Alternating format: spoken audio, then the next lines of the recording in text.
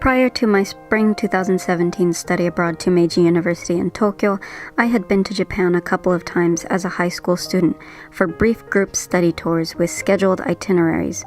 The groups were either led by teachers or a chaperone, so I did not have to worry. So just before I left for Japan, I began to feel so much anxiety about going to study abroad. I questioned whether I would be able to survive on my own. My home in Japan for 5 months was the Tokyo Female Student Dormitory, which houses women from around the world who study at the many universities in Tokyo. It is a new, modern facility with single apartments as well as commons that have 6 individual rooms within shared dining and kitchen units.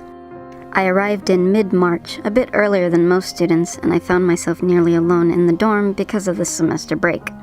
Again, I wondered how I was going to survive. Tokyo is huge, with an efficient but complex rail system. Rather than get lost immediately, I took a cab from the airport to the dorm because I doubted that I could ever understand the train schedule and transfers. I hardly ate anything that first day because of my apprehension. Luckily for me, I knew someone who'd also be studying abroad at Meiji and in the same dorm as me. I have known Lena since high school Japanese language classes, and she arrived at the dorm the day after I did, and we soon began exploring Tokyo via the rail system. That gave me some peace of mind because I found it to be much easier to figure out the rail schedule and explore with a friend. That was just the beginning. Lena soon proved to be the mom friend for our expanding dorm family. Oh, look at her daughter helping her mom. Happy Mother's Day! As you can probably see, I am, by nature, a shy, reserved person, especially when it comes to meeting new people. Having a mom friend helped me to immediately feel more at ease. I first met Ani from New York when Lena and I were in the dorm main hall.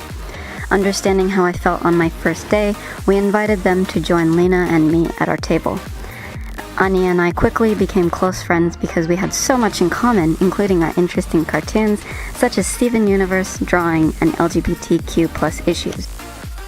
I met Tina from Norway while I was on my way to the first of many Meiji University International Student Orientations, and I noticed that she was also leaving from her room in our common unit. I reached out to her, wondering if she was also a study abroad student, which she was, so we decided to walk together to the orientation.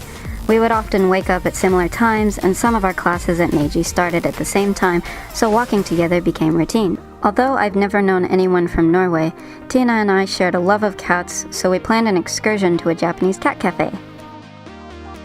I do not remember specifically how I met Thuyen from France, but we quickly bonded over our love of cheese.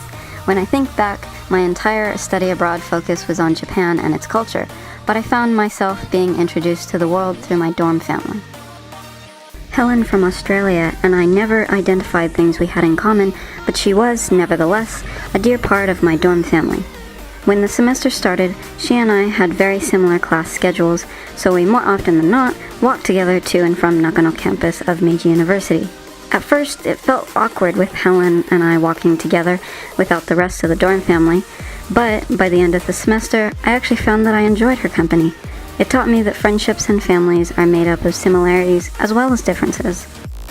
To be honest, when I first started thinking back on the bonds I created during study abroad, the first image that popped into my head was seriously My Little Pony Friendship is Magic.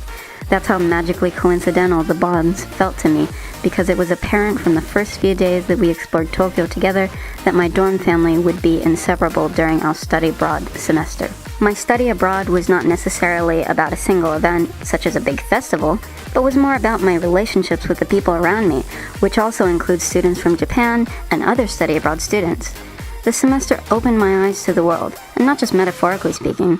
I now have a set of friends from around the world that I consider to be my second family, and knowing them will directly impact my direction for further study and career. To end, one of Meiji's mottos defines my study abroad experience beautifully. 世界へ個を強め、世界をつなぎ、未来へ。 This is who I am. And if you think you can stop me, then you need to think again. Because I am a feeling, and I will never end. And I won't let you hurt my planet, and I won't let you hurt my friends.